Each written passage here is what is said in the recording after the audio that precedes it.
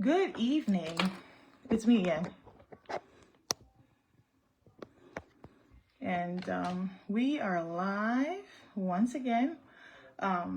So happy to be here. It's Sunday. I hope you've had a good day. For those of you who are in a different time zone, it's only just 3 p.m. here. Hope you're spending a Sabbath with family as you desire to. Our guest this evening is Jacques HAGBE, who happens to be an economist as well as an engineer, a French-trained engineer and a U.S.-trained economist who has had an international civil servant career with the International Monetary Fund. When I first spoke with him earlier this year, he said he was going to resign or retire from his functions with the IMF to run for president, of course, at the time. And knowing the very rough Cameroonian political terrain, I thought he was kidding, but he did resign at the end of the month of August, declared his intentions to run for the country.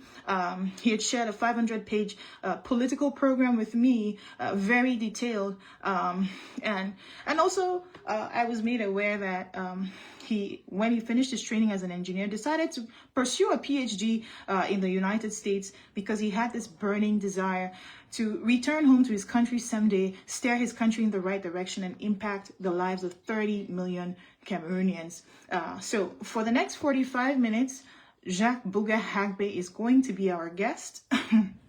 And he will be telling us a little bit more about his political program and his dreams and aspirations for Cameroon. Il est ingénieur économiste, s'est formé en France à l'école centrale de Paris pour devenir ingénieur et ensuite est venu aux États-Unis obtenir un PhD en économie avec l'intention de retourner au Cameroun des années plus tard pour impacter les vies de 30 millions de concitoyens aujourd'hui. Il a été fonctionnaire international pour le Fonds monétaire international, a démissionné de ses fonctions plus tôt cette année pour retourner au Cameroun, se mobiliser, se préparer pour l'échéance électorale d'octobre 2025. Durant les 45 prochaines minutes, il sera notre invité et aura l'occasion de parler en détail durant 45 minutes de son projet politique pour le Cameroun si au soir du 12 octobre, il devenait président.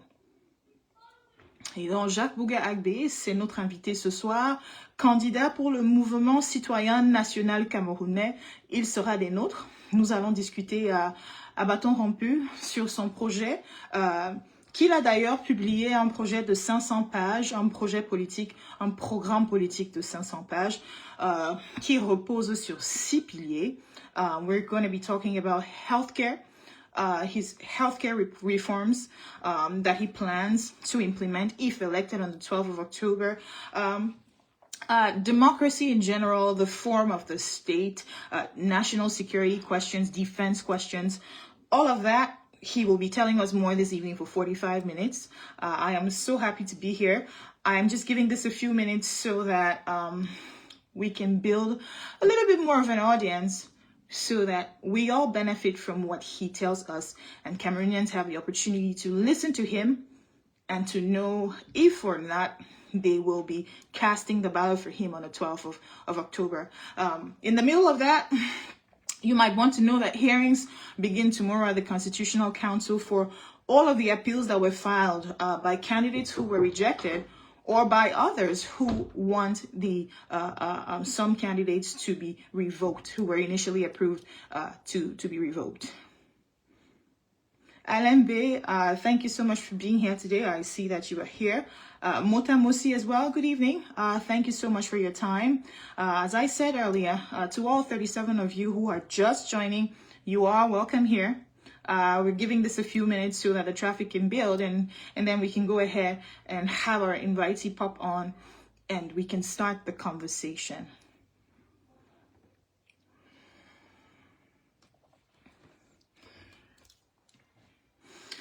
And you might want to know regarding the election, since we are having a presidential candidate joining us in a few moments, that Section 80 of the Electoral Code has still not been implemented.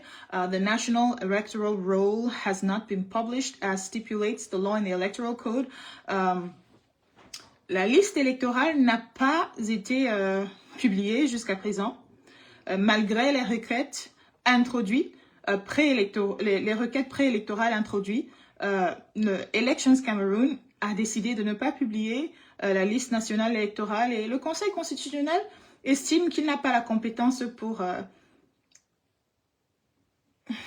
tabler dessus. Sometimes, when you speak more than a language, something happens. You think in a different language when you speak another one. I don't know if this happens to any of you on here watching who are in the same predicament as myself.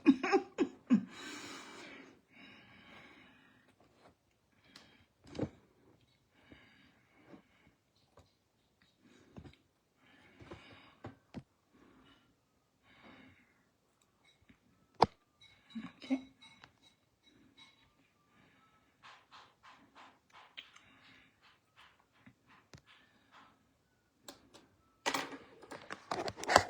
Jacques HAGBE will be our guest today. Port de l'Ouest, good evening. Thank you for being here.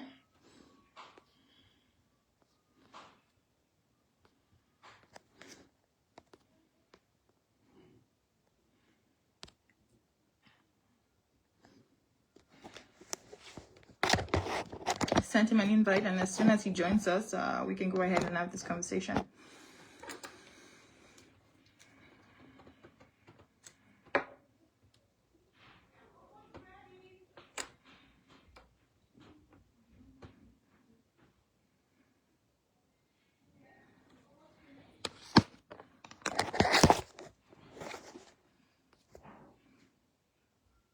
Jay-Z Macaulay, one of the most astute men of the media that I know, MCs that I know in the DMV. Thank you so much for joining us. So we are waiting for him. I sent the invite, and as soon as he joins us, we can definitely make a deep dive.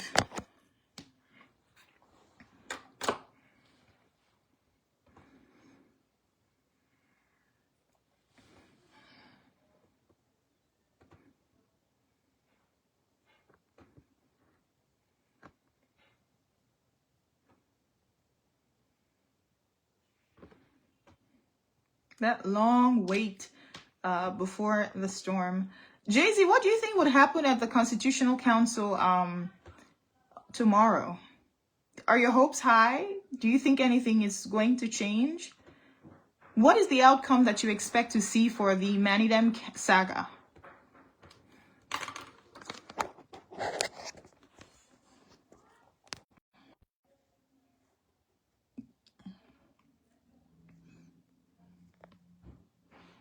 Can you hear me? One moment to share this with him.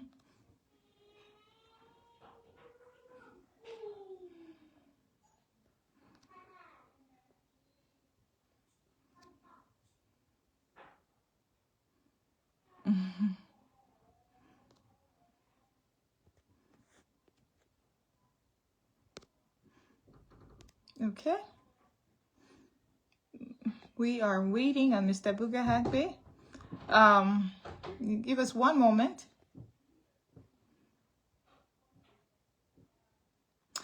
Mafridan Deep, well, that is your opinion, and you are very entitled to it. Totally understand. The regime has. Oh, we have Mr. BOUGHA HAGBE joining us now. But yeah, I can totally understand and see why you have no trust in the electoral process anymore.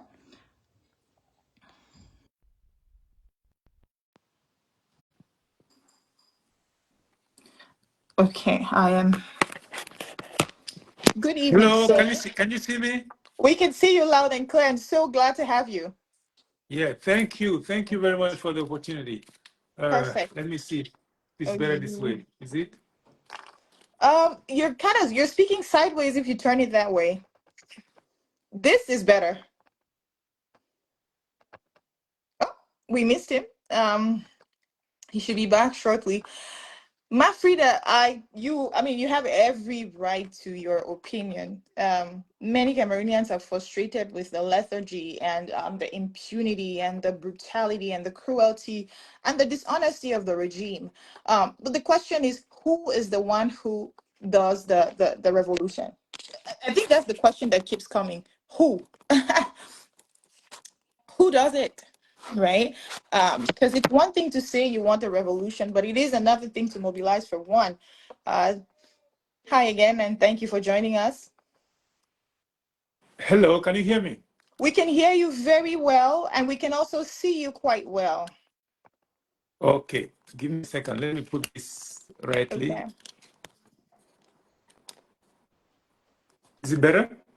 Is It it is good? perfect. It is perfect. Okay, thank you very much. Thank you for Mr. having me. BOUGHA HAGBE, you are a French-trained engineer, but you also went on after your education in France to study and earn a PhD in economics in the United States, with a desire to impact your country somewhere along the line, by steering the country in the right direction and just changing the lives of 30 million Cameroonians.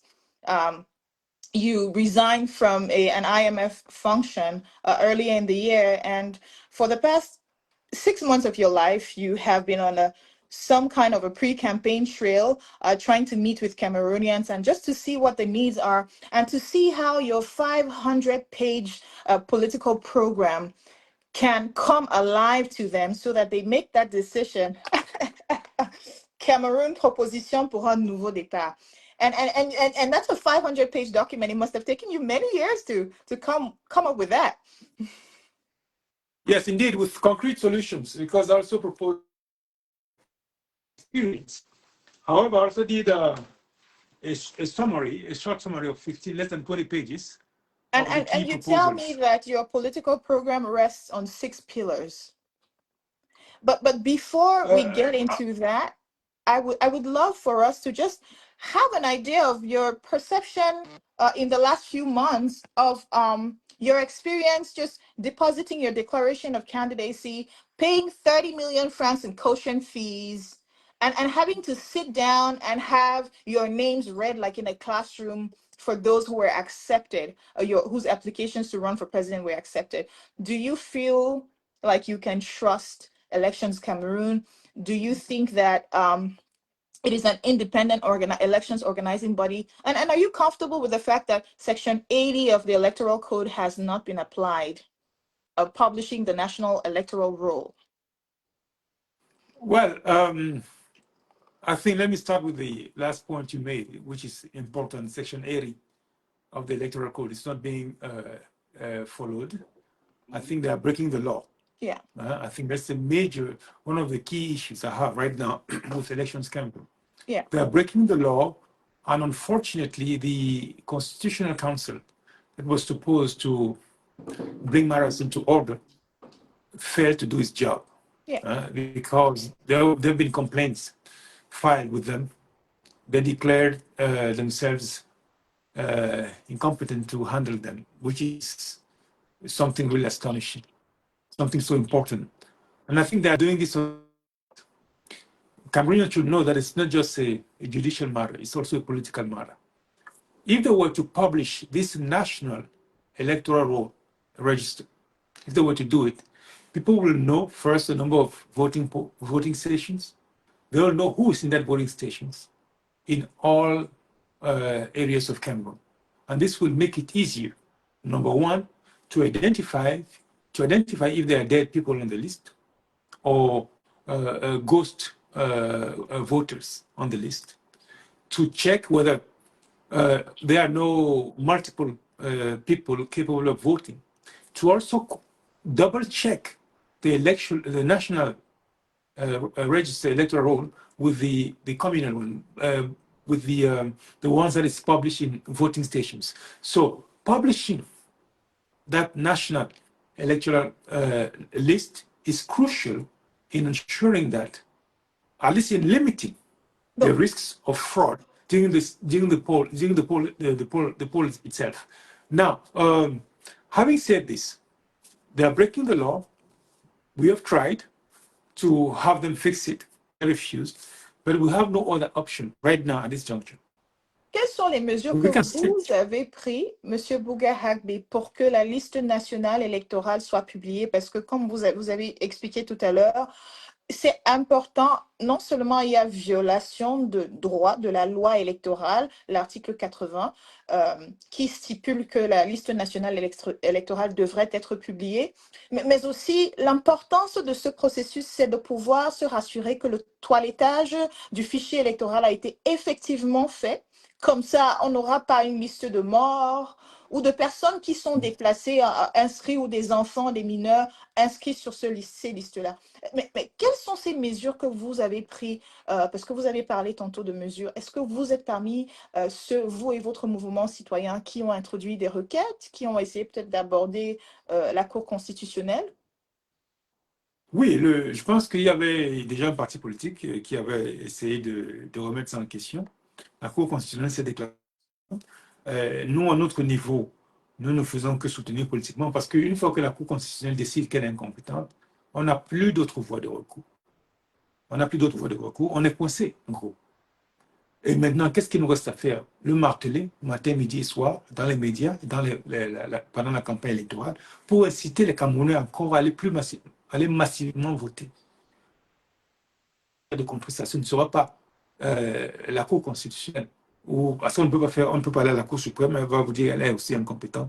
On n'a pas d'autre choix que d'aller massivement voter pour que justement l'impact de cette fraude soit limité. Voilà, ce qui nous reste là, nous sommes, après ces efforts qu'on a fait en matière de droit, ce qui nous reste maintenant, c'est d'appeler les Camerounais à voter massivement et surtout à surveiller leur vote. Nous, dans notre parti politique, dans notre stratégie, on compte avoir des scrutateurs dans chaque bureau de vote. Maintenant, ce qui se passe aussi, il faut que les Camerounais le sachent, c'est que vous pouvez envoyer un scrutateur, mais le jour de l'élection, Il est on le corrompt. menacé, il est corrompu. Il est soit menacé, il est corrompu. Généralement, ils font ça avec de l'argent, hein, parce qu'ils ont beaucoup plus d'argent détourné. C'est ce qu'ils font. Voilà pourquoi il faut que les Camerounais comprennent qu'on peut encore faire autre chose. Soutenir les campagnes des partis politiques. Ce n'est pas que pour les meetings. Dans notre stratégie de campagne, nous avons prévu une ligne budgétaire pour financer les scrutateurs le jour du vote. On aimerait avoir 2 par bureau de vote. On aimerait avoir 2 par bureau de vote. Et il faut quand même qu'ils tiennent toute la journée. Pour Nous 25 sommes 000 tous des bureaux êtres de humains. vote, il vous faudra Non, 50 000 personnes. Oui, 30 30 000, 000 30 000. maintenant, Disons, je dirais 30 000, non, ça veut dire 60 000 en fait. 60 Si vous 000. devez donner, oui, si vous devez donner, disons, même 5 000 par personne, ou même peut-être même 2 000, 3 000, vous retrouvez très facilement des centaines de millions de francs.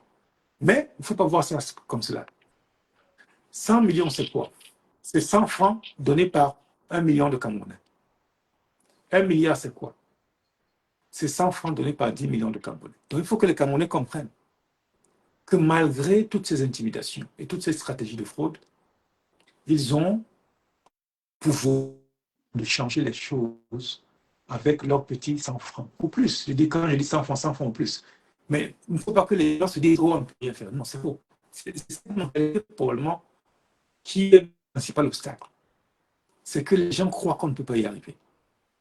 Et il n'y a rien de pire que d'aller dans un match de football, par exemple, et croire qu'on va perdre. La victoire commence dans la tête.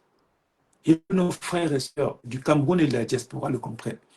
La victoire, c'est dans la tête. Les gens sont surpris de me voir avec de l'énergie optimiste. C'est parce que je suis un gagnant dans ma tête. Je dis souvent aux gens, quand Mohamed Ali allait se battre, allez regarder le combat de Mohamed Ali. Il n'allait jamais en défaitiste. Il était toujours confiant, il dit, il va gagner, il va faire, il va gagner. Et très souvent, il fait... Parce que c'est dans la tête d'abord. Il faut 100 francs. Que vous avez notre campagne, vous augmentez les chances de gagner, de les battre. Mais M. Bougha HAGBE, vous savez quand même que chaque fois qu'on parle d'argent avec les Camerounais, pour un pays qui, et vous êtes l'expert en économie, hein, et vous avez travaillé au FMI dans une institution de Bretton Woods, la famille camerounaise moyenne vit avec moins de 8 dollars la journée. Et quand on parle d'argent, surtout sous un système qui vit une crise économique. L'emploi, ce n'est pas vraiment ça, c'est le secteur informel qui tient vraiment l'économie camerounaise. Ça graisse les dents à chaque fois qu'on parle argent quand même, non, pour le Camerounais de tous les Non, jours que mais, vous rencontrez. non, mais on a en face de nous des gens qui utilisent déjà leur argent pour continuer à perpétuer un système. Il faut que les Camerounais comprennent qu'ici, cette élection, l'enjeu, ce n'est pas que Paul Biya. Parce que Paul Biya, lui, va partir à son âge. C'est l'enjeu, c'est qu'on veut créer un poste de vice-président pour mettre quelqu'un président de la République qui n'a jamais été élu par le peuple. C'est ça l'enjeu de cette élection. Voilà pourquoi le candidat Biya ne doit pas passer. Ceux qui sont derrière, on est en train de pousser, c'est évident. Il a montré tous les signes qu'il n'est plus intéressé par cette fonction. Quelqu'un qui n'organise jamais de conseil des ministres, qui ne voit pas ses ministres, il ne veut pas exercer le pouvoir. Et pourquoi Il l'a penser montré qu'il depuis qu'on des années. l'utilise comme effigie pour se maintenir au pouvoir? Comment est-ce Mais, que vous analysez cela? Qui non, veut mais le quelqu'un qui pousser? Qui refuse, veut, non, qui veut se maintenir au non, pouvoir? non, non, non, non, non, regardez, regardez. Quand on a le pouvoir, on l'exerce.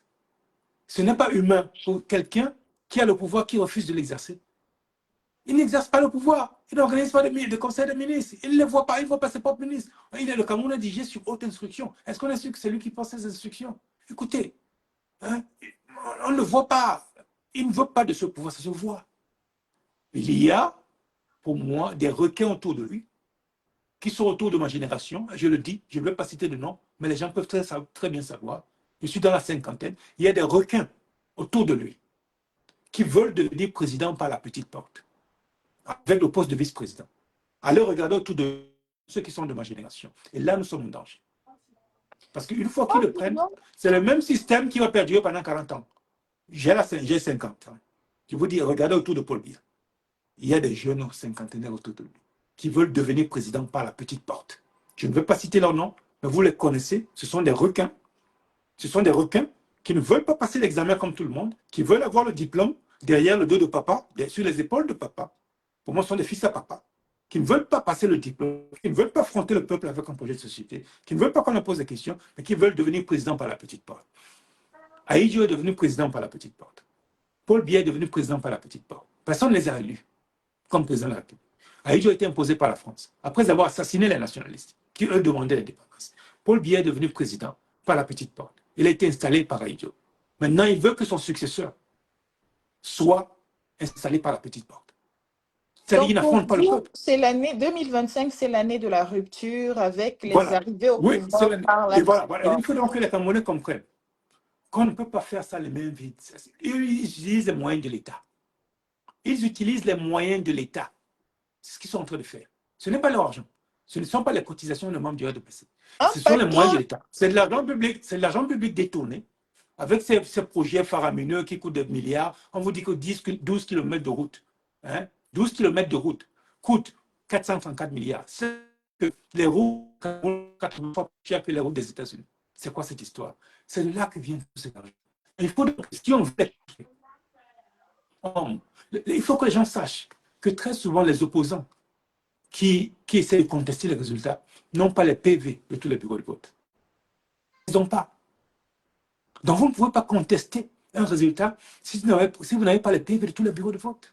mais Ils je ne vais sont prendre pas. un exemple quand même. Et On a vu les vingtaines, les trentaines de PV quand même traficotés et même on a fait disparaître certains à la Cour constitutionnelle de la dernière élection présidentielle. Nous avons vécu ça en direct. Mais avant cela aussi, il y a quand même eu les contestations en 92. Et malgré le fait que vous dites que les PV ils n'ont pas été, les opposants n'ont pas été en possession de tous leurs PV, dans les cercles diplomatiques que vous connaissez très bien d'ailleurs, l'Occident pense que, et martèle que ni John Fruit ni de regretter mémoire avaient gagné cette élection. Donc, est-ce qu'il oui, faut avoir les PV partout, quand bien même que c'est important, pour savoir si un candidat a gagné ou pas? oui, si on veut contester, parce que c'est une addition de PV. C'est une addition de PV. Si moi je dis que sur la base des PV de 10 000 bureaux de vote, c'est moi qui ai gagné. Soit tu reposes ton affirmation sur la tendance, mais la tendance, ce n'est pas le total. soit tu as tous les PV. Et en droit, vous venez devant un juge du Conseil constitutionnel. Et il y a l'autorité qui est de par la loi habilitaire pour proclamer les résultats. Et vous venez contester ces résultats. Il faut avoir des documents solides. Et vous, Parce que pour un là, processus électoral, vous dites dans votre projet politique pour le Cameroun que vous voulez une Cour suprême indépendante qui supervisera les élections tout court. tout le Avant processus, cela, je oui. voulais quand même votre commentaire sur le coût d'une caution. Un pactole de 30 millions de francs, 60 ou 60 000 dollars à peu près, c'est pas quand même un peu fort? Non, non, c'est élevé et je pense que c'est du racket, je l'ai dit. C'est du racket. Et moi, dans mon projet de société, parce que c'est le peuple qui doit décider de qui peut être candidat. Pour moi, c'est fondamental. Ce n'est pas le pouvoir de l'argent. Parce que là, ce que nous sommes en train de faire au Cameroun risque de nous faire tomber dans la situation d'un pays comme les États-Unis d'Amérique. OK? Pouvoir de cela, avec une réforme très simple. La Cour suprême absorbe ELECAM, qui devient une direction de la Cour suprême. Donc, l'État ne va pas disparaître, mais elle sera sous l'autorité de la Cour suprême, des juges de la Cour suprême. Idem pour le Conseil constitutionnel. On les Mais absorbe. le PV, quand même, en 92, il y a eu la Commission nationale de recensement de vote, très controversée. Même avec Elections Cameroon aujourd'hui, quand même quand vous avez fini, c'est l'autorité administrative c'est l'autorité locale qui doit apporter son aval sur les PV. En réalité, c'est toujours facile ou pas de fausser Non, ces non, parce PV-là? qu'il y a la subtilité, c'est la suivante. L'article 44. Vous m'entendez, Oui, très Angie? bien. Are you still Très, there? très bien. OK. Il y a l'article 44 du Code électoral qui donne le pouvoir au président des dirigeants de l'État. Ils sont. Alors qu'avec la réforme dont je parle, les juges de la Cour suprême seront leurs patrons. Okay? Et eux-mêmes, les juges de la Cour suprême, seront inamovibles une fois qu'ils sont nommés par le président de la République et confirmés par le peuple. Parce que le peuple devra les confirmer. Donc ils sont inamovibles, ils ne peuvent plus être sous l'influence du président de la République. Et pire, s'ils essaient de violer la loi, de ne pas la respecter, ils peuvent être poursuivis par le peuple directement et jugés par des jurys populaires. Et jugés par des jurys populaires. C'est extrêmement important. Et ceci leur permettra justement d'être contrôlés des deux côtés. Un, ils sont inamovibles, ils ne peuvent plus être jugés ils peuvent plus être limogés par le président de la République, mais de l'autre côté, ils ont la pression du peuple pour faire le bon travail. Voilà un peu. Vous m'entendez? Très bien. We can hear you 10 on 10. I just OK. wanted you to elaborate on the Supreme, because you want the Supreme Court to become independent and to manage elections, and you think that's the panacea to the irregularities that have been decried for over 30 years by the opposition. Yes. But a question, because I Yeah. remember in 2004 and then in 2011, the complaint was that we needed a constitutional council and this was created. But the thing is, these institutions seem to be packed with former regime henchmen. These institutions are packed with people who were in the Politburo or in the Central Committee of the ruling CPDM party. How can you ensure this true independence? How can you help Cameroonians to become trustworthy, or rather to trust these institutions that have been dismantled and treated in a very undignified way by the powers that be? They have not done anything to make Cameroonians feel that the country is a state of law and that justice will be done, and it will appear to be so. You are muted. We get you are muted.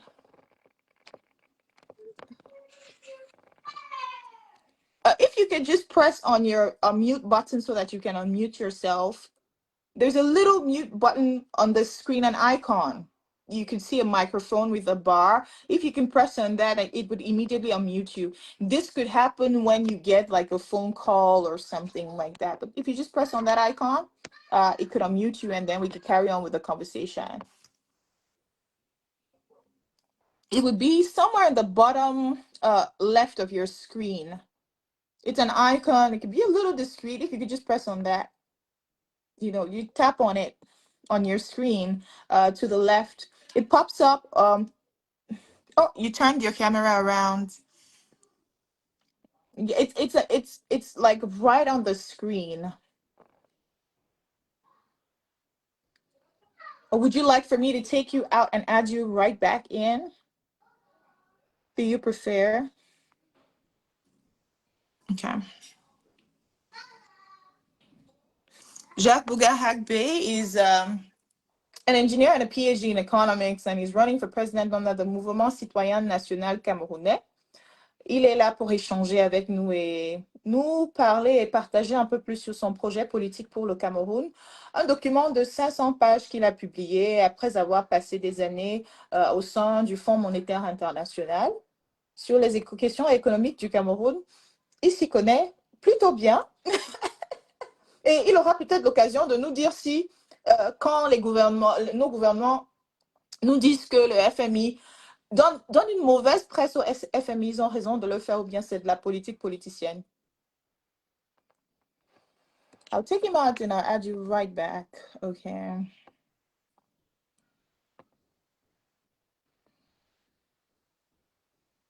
Okay.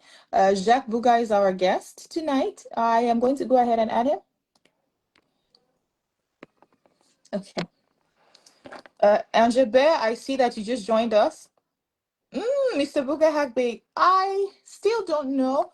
Just go ahead and click on that icon on the left side of your screen. Further up, right on the screen. No, you're turning the camera around. Not at the bottom. Right up. It's on its own. A little bit up. The icon is on its own. It's not on the black part of your screen. Okay, good. My bad. Perfect. Sorry. Yeah, My it takes some. It's very easy, but it just, if you're not familiar with the screen, it does that to all of us. Indeed. You're right. That's the beauty of technology. So yeah, 30 million francs is a lot of money to the average Cameroonian who barely makes it through a day with $8 per family. But I also wanted you to express yourself on having been called up as a presidential hopeful to elections Cameroon on the 26th of July to be read if or not you had been retained as a candidate. What did that feel like? Is that something you would do or you would allow if you were president? Isn't it simple to just have? I didn't watch that event, and the kids in the house were the ones who came to see me. Say, Uncle, your name has been called up. I said, okay, good. In fact, I was not surprised because the law itself is fairly clear. I had all the 10 documents required in the application, and now none of my documents was problematic. Usually in that process, you have a couple of documents that are problematic. One of them is the letter presenting you as a candidate from the political party, and the second one is usually the proof of payment of the 30 million CFA franc deposit. I had all of them. Now, 9 of these 10 documents are provided by the government itself, by the administrations. So usually they can't really challenge them because these are their own documents, including the deposit, because the certificate of deposit is given by the government. So people use the mistake or voluntarily or by ignorance, thinking that they have to take the $30 million CFA franc check to the ELECAM. No. They're looking for a proof of payment that is delivered to you by the Treasury. So all the 9 documents required, 9 out of 10, are given by the government itself, including your own declaration of candidacy. It has to be legalized by the government itself. So once you bring everything to them, these are 9 of them are their own documents. Now, the 10th one is not their document. It's usually the one that is problematic. Your party's authorization. Exactly, to run. Now, those who send that or sign that authorization must be legally empowered to do so in the name of the political party. And this is where you usually have the problem.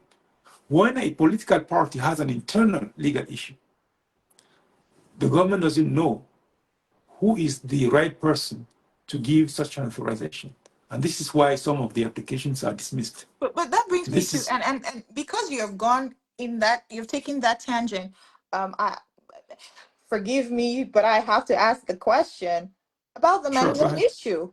We have a minister of territorial administration or of the interior who acknowledges that his website was conspicuously pirated on the eve of the publication of these results, and only one political party had its details changed.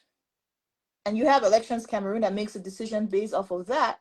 Whereas the candidate that party initially fielded, the application, the authorization letter to run was signed by a president that was acknowledged, was acknowledged by the same interior minister. So how There's a do you, confusion here. yeah, There's a confusion here. There are administrative matters and yeah, judicial matters. yeah, Some of whatever the administration does is an administrative matter. mhm, Most of the time, it's usually irrelevant for judicial matters because these political parties still have judicial issues that are still pending in court. okay, That's the key issue. okay, If you still have issues pending in court, people challenging the power of the person who authorized the candidates, and the issue is still in court, the ELECAM or the Constitutional Court cannot substitute itself so you're for saying these that judicial. Manidem is specific because they are embattled in a legal problem and the administrative authority really was just an umpire? Or not really an I will, umpire, a note taker I will not comment on the internal struggles, issues of a of a specific political party. party. I'm Well just giving understood. an overview of Okay. what usually leads to these problems. And Well whatever the understood. MENA does is mostly administrative matters that are usually not relevant Okay. for the judicial matter in question. Well understood. Now I want to take you to something that you were doing over the weekend. 2 days ago, we saw you somewhere in Foumban in a working session with a series of other presidential candidates and their representatives in the hope of coming out with a coalition, fielding a single candidate in the presidential election. Do you have a feeling that you are making some progress and you would end up with a single candidate from that group? There were two issues that we mentioned in the final communique. Mhm. The first one was our commitment to find a common candidate for those involved, but also the other issue, a common platform. People tend to forget that part. Mhm. To me, personally, it comes first. We have to first agree on a platform, then decide on who is the best person to implement that platform in the name of the coalition, who is the in best, and put also credibility and so on. Because this is a crucial matter. As I told you earlier, we are facing this year a significant danger. It's not just an election like the previous ones. We are dealing with people around Mr. Biya, the candidate Biya, who are willing to become president without going through the ballot box. And many of them, or almost all of them, are behind the bad governance we are facing now and are of my age, around my generation, in the 50s. Means that if they go through, we're going to have them for 4 years. So basically, the current bad governance system will remain in place even after Paul Biya is gone. So this is why it is crucial for us to do everything possible to prevent this from happening. Now, at the same time, this is not a joke. This is the second part of the idea here, having a common platform. We are not just sending someone there just to replace Biya. No. We have to replace Biya with a new governance model.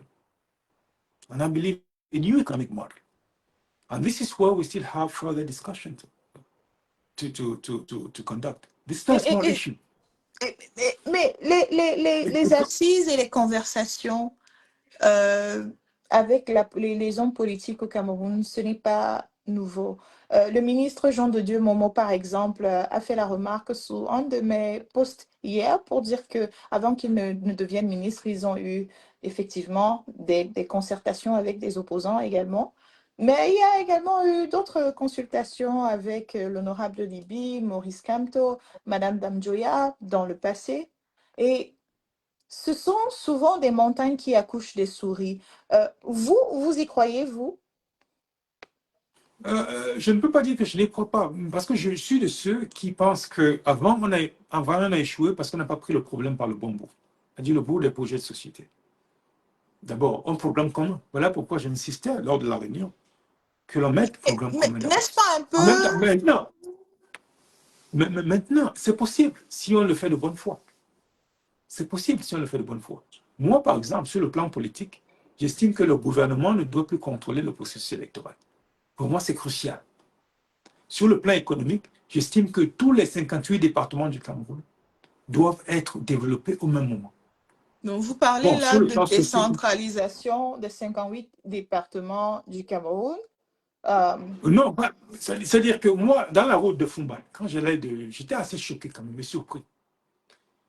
Parce qu'on m'a dit que la route de Foumban à Foumban est très mauvaise. Et je peux vous dire, ce que j'ai vu là-bas est incroyable. Et quand je suis entré dans Foumban, une ville historique, et quand j'ai vu l'état de ces routes, I was there in 2002 and I had the same experience. I didn't believe my eyes. I didn't believe my eyes. How can a historical city like this one, a historical town, a historical division, can be so poorly have such a poor quality? So how do you fund the construction of or the development of 58 divisions? I mean, the Cameroonian government has not really succeeded in doing so. You are a man of currency, of finance. You have a PhD in economics. You are a resident representative for the IMF in Haiti at some point. How do you fund such massive projects? That's exactly the key question. The presidential term is only 7 years. No. This is why I changed the model of financing, and I rely on what I call people's financing under the 100 CFA franc model. Meaning what? First of all, the government gives funds with solar charges and an app to everybody. In that app, and that government app, you have many issues, but I'm going to insist on one. It's a people's financial market. I call it a platform for popular financing or people's financing. There, stocks will cost, or T-bills and other government corporate papers, corporate bonds, will cost 100 CFA franc, so that everybody can participate in the development and the financing of the country. 100 CFA franc maximum. The diaspora will be involved because they can download the same app. It will have a facial recognition. You have your own account, you can finance Cameroon from the US where you are. You guys are all important, and you have a lot of money up there. These are stocks, not charity. Corporates themselves, they can finance the economy through the phone because this app will be open to everybody. Because we'll have facial recognition, and the model, financing model is simple. So it's a much bigger pool of resources. Now, these are stocks that these people's enterprises will use to raise money to finance all of these projects. Roads, for example. Roads are profitable. They don't have to be built by the government. So I will create new types of enterprises that will replace public sector enterprises, which are called people's enterprises, in the sense that the government will no longer be a shareholder there. The government will no longer choose their leaders. They will work like private companies. However, they will have a specificity. So they will be required by the law, by the constitution, to accept the requests, to process the requests of the President of the Republic, because there will be private entities that are fulfilling a public service mission. This is why the request of the President of the Republic will be like an obligation for them, okay, under the law. Now, These companies, which are called people's companies, will be able to raise money through stocks, shares, selling shares, to you in the diaspora, 100 CFA franc, to people in Cameroon, and to basically raise money easily and to implement these projects. And you'll be able to control these projects through this kind of application, like what we're doing right now. Let's say I'm the boss of So the you're company. Are very you a shareholder? people-oriented and very big on including people in the management of their day-to-day Yeah, that's the only way. lives. But Because and I want to, have a little bit more understanding about your desire to privatize or to have public enterprises controlled by no, citizens. people's enterprises, Peop- people. Because you That's have different from in, public. They're in not public. in your political programs, but the question is, look at all the public enterprises in Cameroon and tell me how you plan to manage them more efficiently. Look at Kemtel, all of the state They won't. run, the ET, établissement public administratif. They're all Comment vous gone. allez? They'll be gone. The government will no longer be there because they can bring money. You control them But like you're how? controlling right now. But that's the No. question, Dr. Bougha. Yeah. Le modèle Trump essaye cela aux États-Unis actuellement et vous savez combien ça affecte l'économie, la perte d'emploi, parce que ces établissements publics avec des contrats créent d'autres, il y a une économie derrière ces établissements publics et la fonction publique. Si vous privatisez ces établissements publics administratifs, vous n'avez pas peur que ça peut imploser l'économie complètement, ça peut écrouler l'économie complètement, parce que le secteur informel repose d'une certaine façon sur ces sociétés. The people, Non, justement. the woman who cooks food and sells and makes lunch, the little restaurants on the side that help these employees get food, the little contracts for stationery, the little contracts for cleaning. Does that not affect that other part of the economy? How do you No, because it's offset all. that? No. It's only what I'm changing is the financing model of these corporates. Take the electricity sector, for example. NAO, they will still be there. It's just that the government will no longer be there, and you, the people, in the diaspora, in Cameroon, all over the place, all over the world, And you'll be able to not only finance them by buying shares, but also control who is appointed as leader and ask for some accountability in the sense that, imagine, look at the way we are communicating right now. You're in the US, I'm in Cameroon. I'm managing NAO, and you are the shareholder. 1,000 of you. You can control. You ask questions. You ask me questions. You can request because you'll be my true bosses. You understand? You'll be my true bosses. If this thing is not going well in terms of service, you can step in. If the shares are not profitable, you can step in because you have to get your money back through dividends. So you will force them to manage it much better, right? Much better than what we are seeing right now. you Same for the just roads. you Roads are just talked of profitable. NEO, and we all know the story. If you don't have a power generator at home and you're a businessman, you're in for some trouble. The provision of electricity in Cameroon is very, very, very, very lacking. And it might not be their fault because you have a transportation company, the transfer of the transfer the I'm sorry about that, the transfer of electricity, the transportation of electricity. The government owes Distribution, these yes. organizations so much money that they are not able to function, even though this organization is blamed for what should be the sins of the government that has been unable to pay off its debt. We have an electrical potential. I remember in 2010 there was a summit, an electricity summit in Cameroon, and I believe organized by the European Union. But I remember speaking to one or two European experts who said there was a strong lack of political will. How do you explain that a country that has the Nachtico Dam, a country that has the Menville and all of these other dams is not able to produce enough energy for their country when we have the potential to produce enough for the entire Central African part of the continent? How do you Yeah, explain that? And how do you even, I mean, in simple terms, make electricity available for the woman in DOP who wants to watch who wants to watch you on TV? supply and demand, and the financing and supply. This is what's going on. People have to understand. To have a good power generation in a country, you have to have a power installed of about 1 or 2 kilowatt per inhabitant. So which means that in Cameroon, with 30 million inhabitants, we should be at around 30,000 megawatts of electricity power generation, 30,000 megawatts. We are around 1,500. To install about 1 megawatt of power generation, you need at least around $2 million, which takes us to close to $60 billion to invest in this area, which is 37 trillion CFA franc. This is 5 times the state budget for 2025. So it means that even if the state was to put all the budget money, the 7 trillion CFA franc budget money, to the electricity sector, it will take the state 5 years to install that kind of power capacity in Cameroon.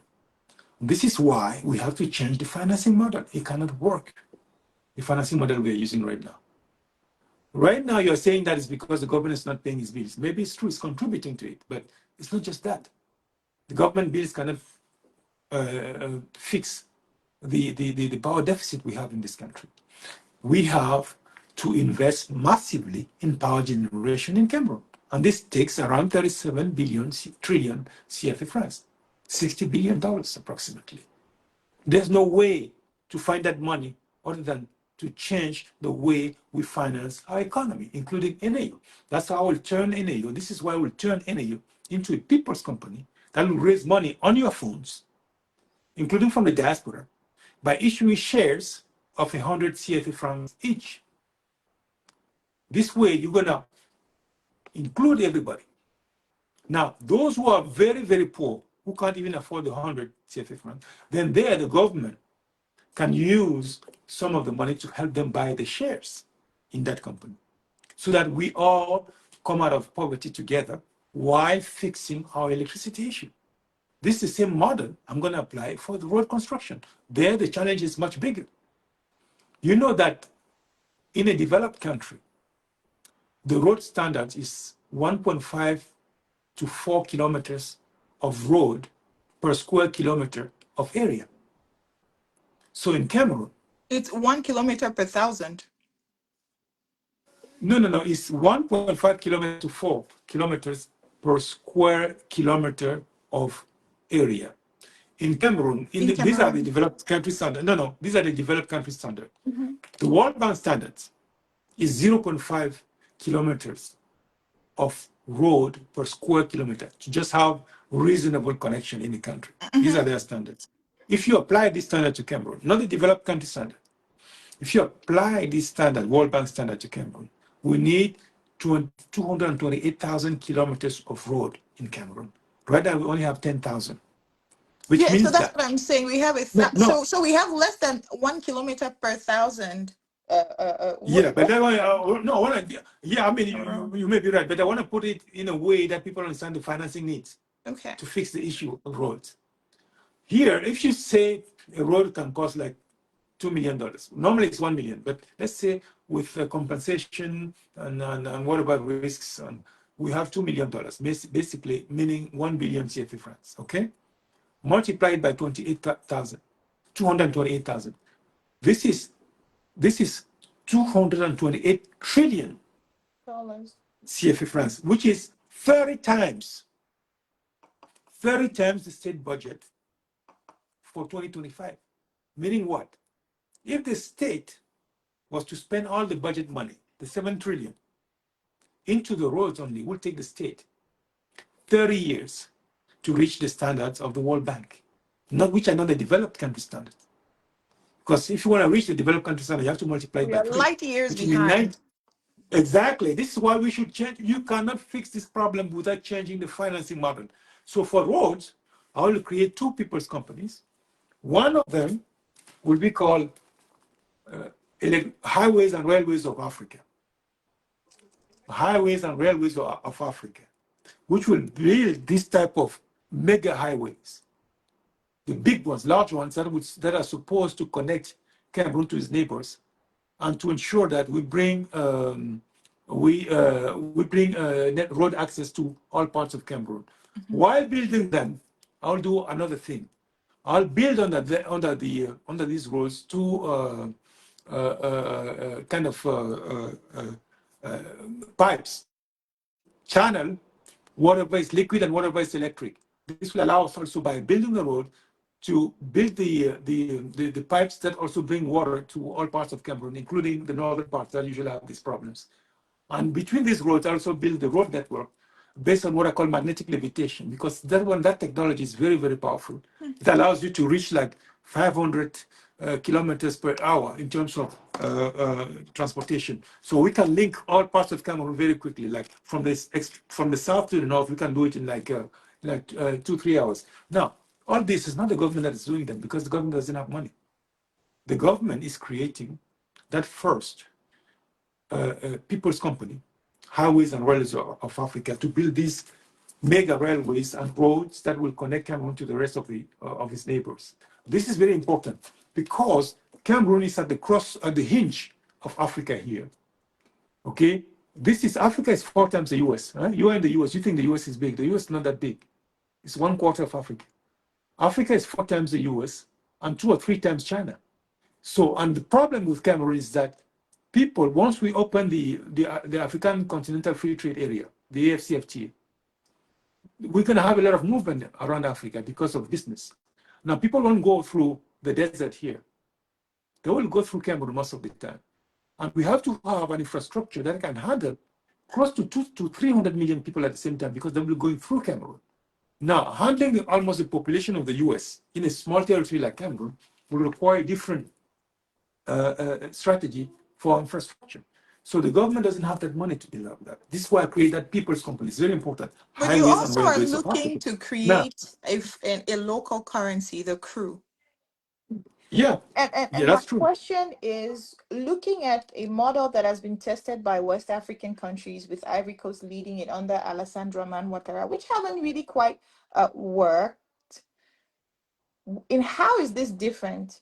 Because I mean, the CFA is still attached to France, but how does the crew change this dynamic? Isn't this another project that could just be buried in the graveyard of your dreams? I mean, given that West Africa has tried it, and it hasn't worked in the last under 10 years. No, that's not correct. They haven't tried anything. They wanted to do a common currency for multiple countries. It's not the same thing. I'm not. But What you're you talking don't want a currency for a group of countries in no, Central no, no, Africa. no, You no, want no, no. a local Cameroon, currency for yeah, Cameroon. Cameroon used to have its own currency. It was called the crew.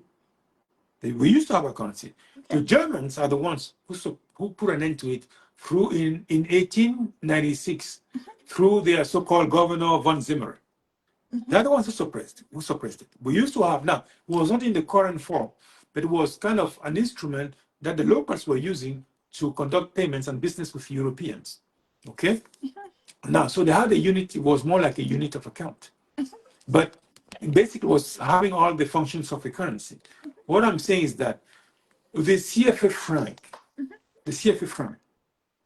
it's not really at the origin of our problems, because it's mostly, our problems are mostly caused by bad governance. However, it has 2 flaws.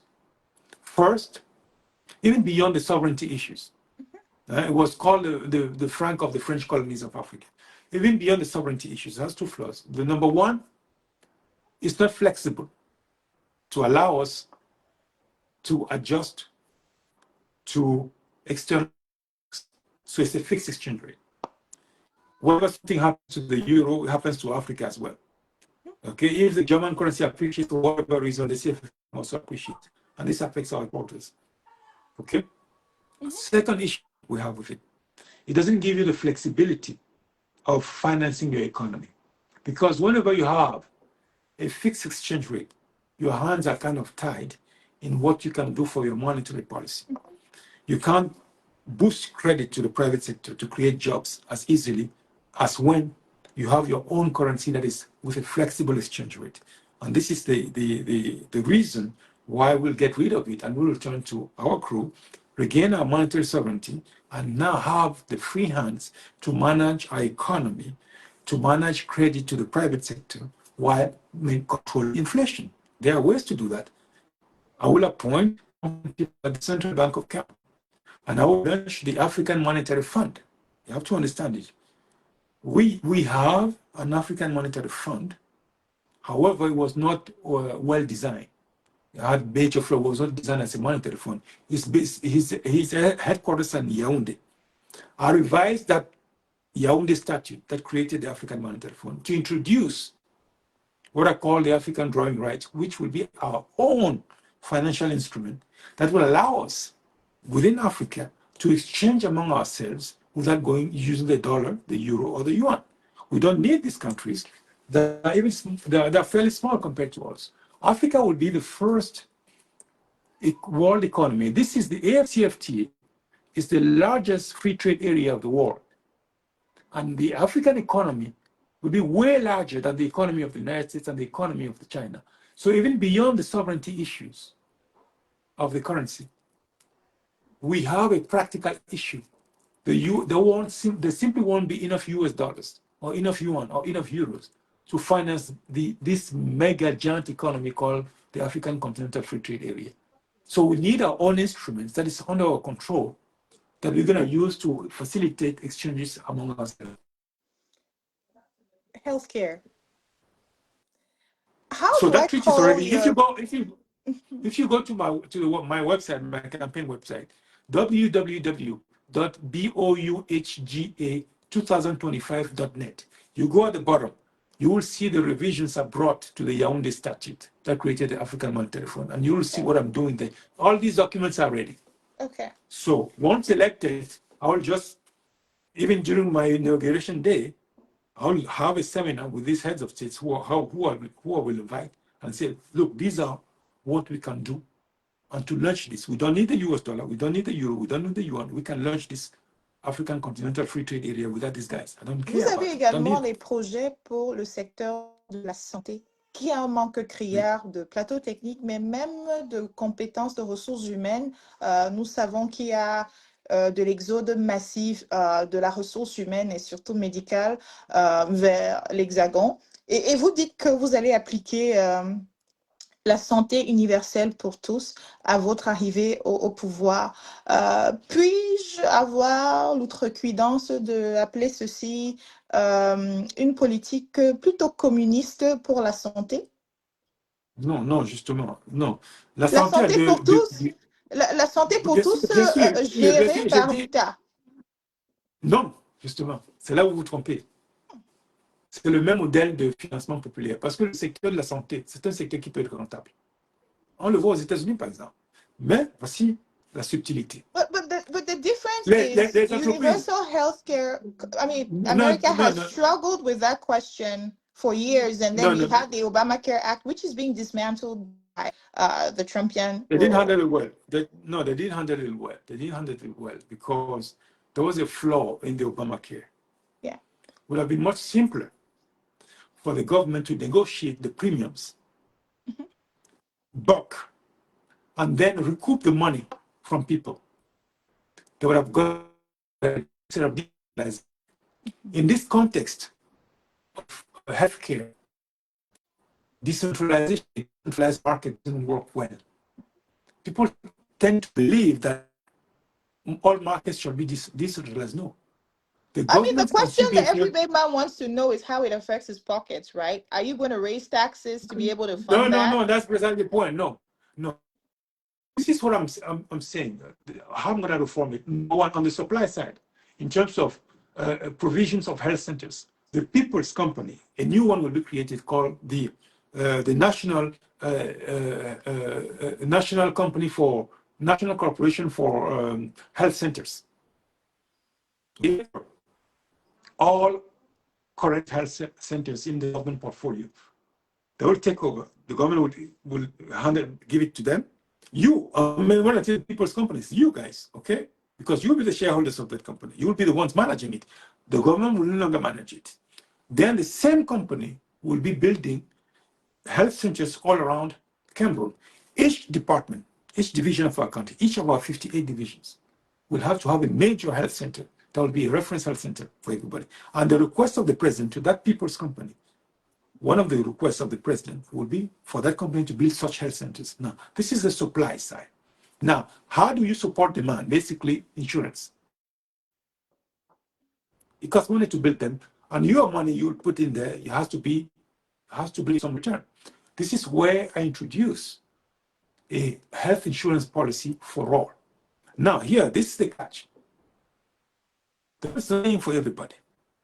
But the government negotiates for all those who want the government to negotiate for it. And Because you know why I asked this question? now, the When I look government at will have to negotiate. when I look at the UK model that is run by the state, for example, I'm looking at the UK model. Finding a specialist, the queues are extremely long, and the Yeah, but that's cost the is I mean, the people who bear the cost are the everyday man.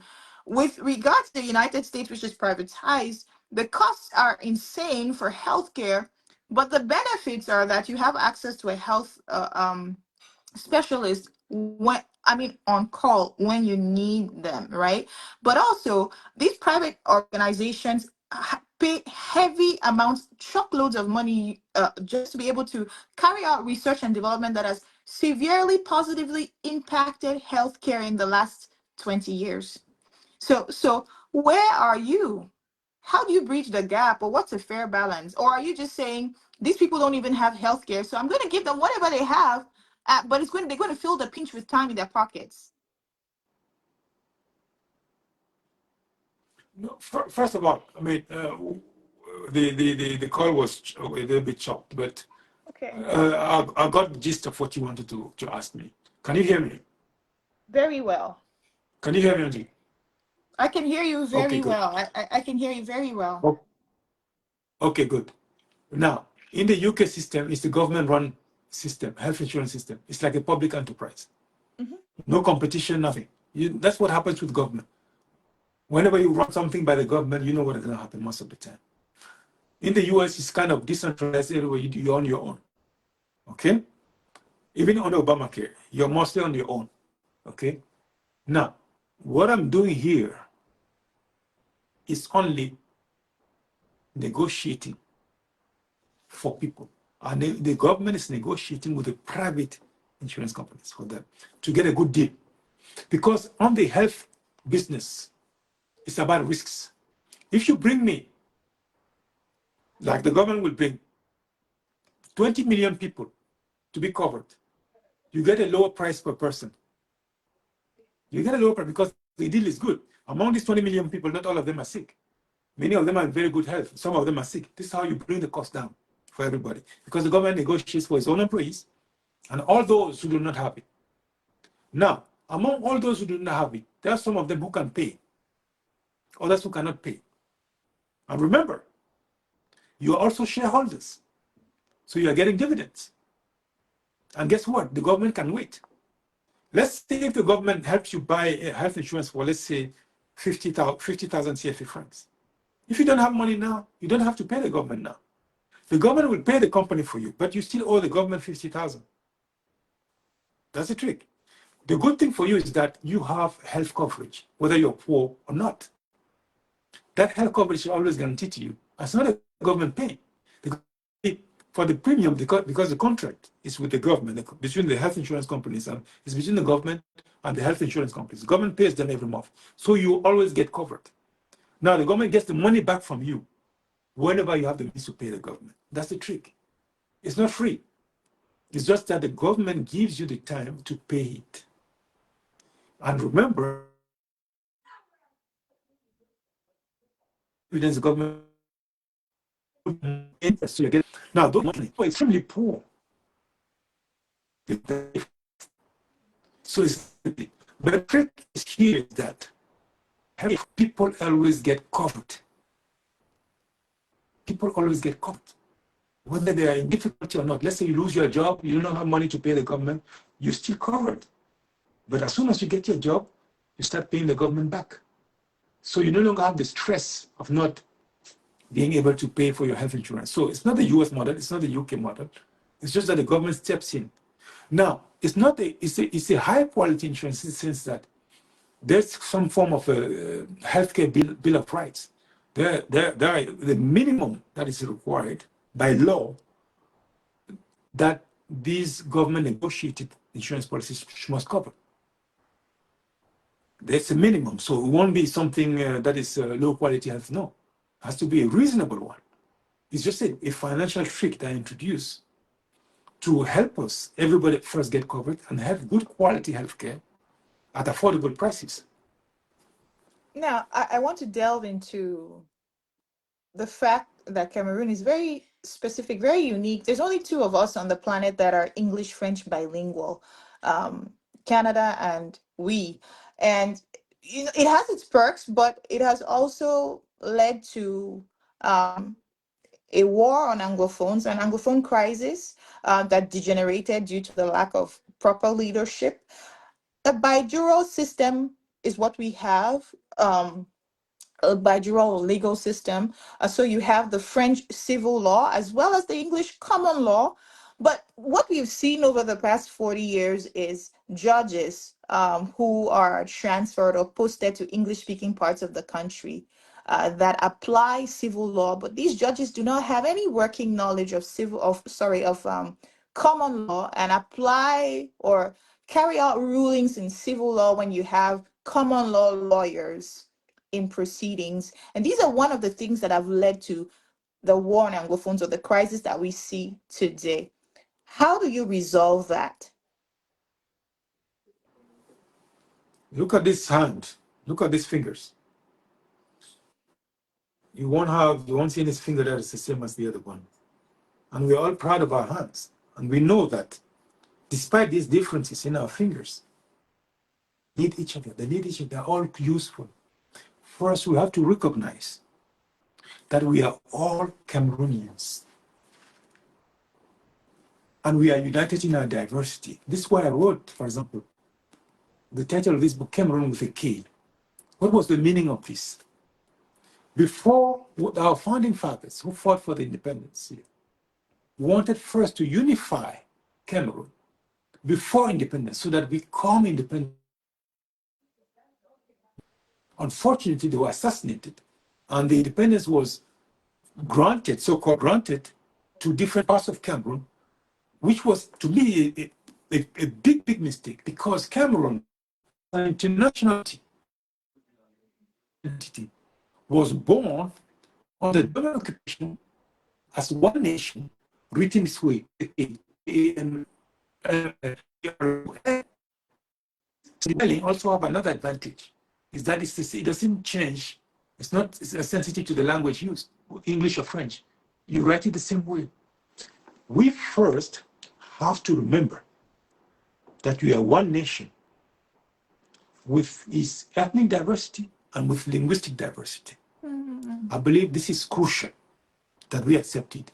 However, in practice, for the Nouveau crisis, I will organize at least a 3-day conference that I will chair myself as president.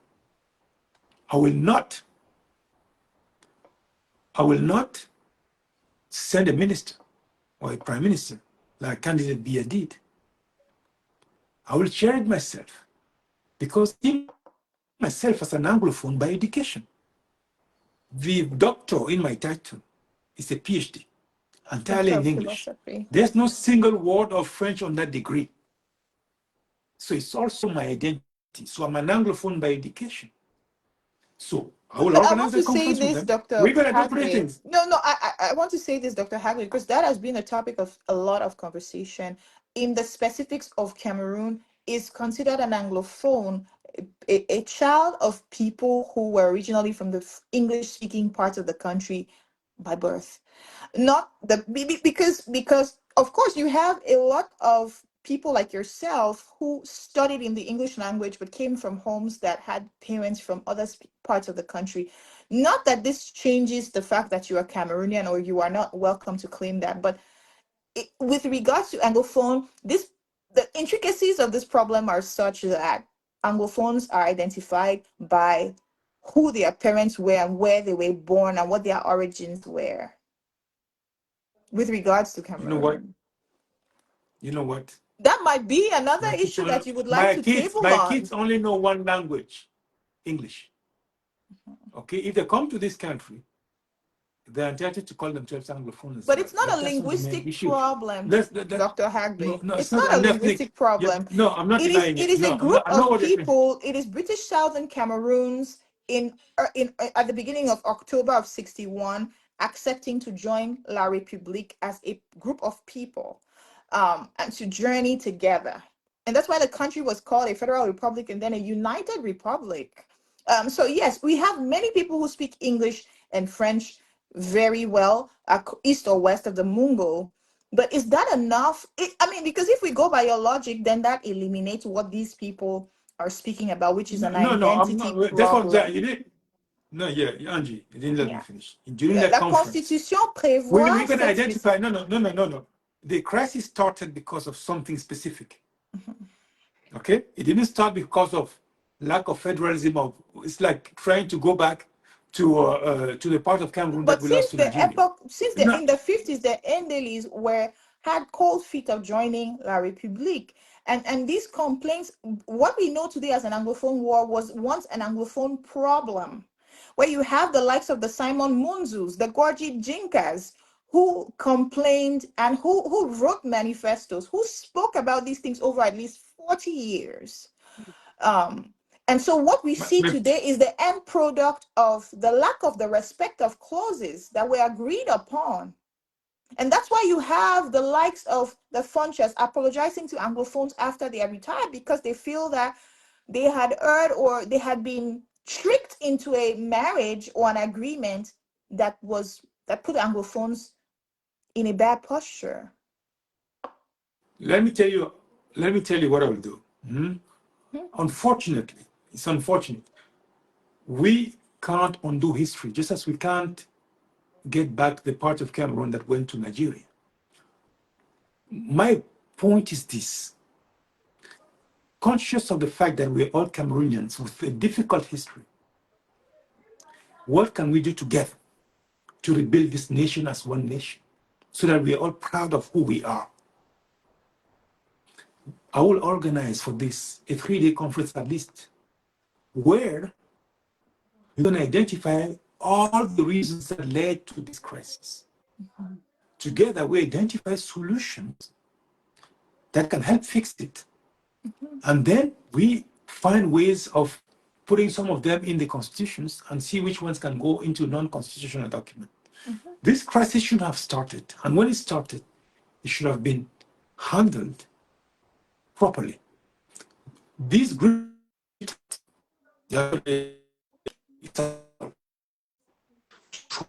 someone change it.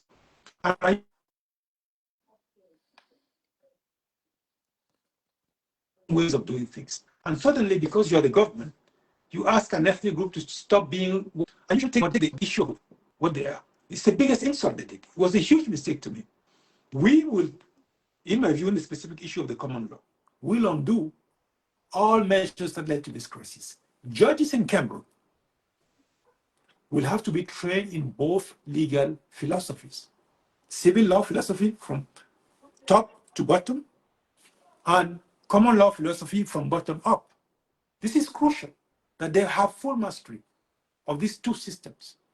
Our training, the training of judges, lawyers, and everybody. I will not create two Cameroons, no. If you want to be a lawyer or a judge or a jurist in general authorized to work in Cameroon, you have to show complete mastery of the two systems, because Cameroon will be one country with two systems. This is our identity. Okay, we will not, I believe it was a huge mistake, to me it was ignorance, outright ignorance, to try to force one part of Cameroon to abandon their way of doing law just because you want to implement your own law. I mean, there's no one way of doing it. Civil law, common law is common law. Let's go back to it and make sure that all judges, all our lawyers have full mastery before they get their degrees in Cameroon or before they're authorized. Because you need an authorization to be a lawyer or to be a judge and so on. And so that would mean that they would also have to be fluent in both languages, because another issue that these lawyers had was when you translated the law, it was something different. the No, no, no. They have interpretation. to have full mastery. Exactly. Training in Cameroon will be much harder. But we, in the end product of our education will be fantastic for everybody. Now I'll go beyond that. Actually, this is why it's not just about the law. In children now in school, Education. we'll have to in school we'll have to have full mastery of the two languages and culture. This is how What I'm do going to you do do it with in the practice. examinations? I was going to ask that question. How do No, you want to merge the two? And if yes, how do you do you have kids how do they study? Because I mean, already our subsystems of education cater for children to have a French class if they're in the English subsystem, and children to have, or students to have, an English class if they're in the French subsystem. But it's if you not just want a to make it class. completely bilingual, how what's your role out of that? Do you eliminate the BPC? Do you have everybody take BPC, O levels, probatoire, back, and A levels? That's a plethora of exams. No, no, How do you that's make a that good point. workable? No, no. First of all, it's not just a language in the languages. You have to pass another subject matter in the other language to immerse yourself in their culture, their way of thinking. It can be math or history or something else. Hmm. You have to do it. So you have to do two things: pass the language test and do another subject in the other language. The francophones will do it for the English test, English language test, but also pass another subject matter like history, geography, mathematics, physics in English is mandatory now. The same for the francophones, the anglophones. They passed the French test in French, and also another subject matter in French, so that they start getting used to their way of thinking, because these subject matters force you to understand their way of thinking. Now, I'll go beyond that because I'm going to change the usual practice for the exams. These official exams will no longer be done the way they're done right now. For me, the official exams will be in the first quarter, the second quarter, and the third quarter. The exam done in school. So I will not have another exam at the end.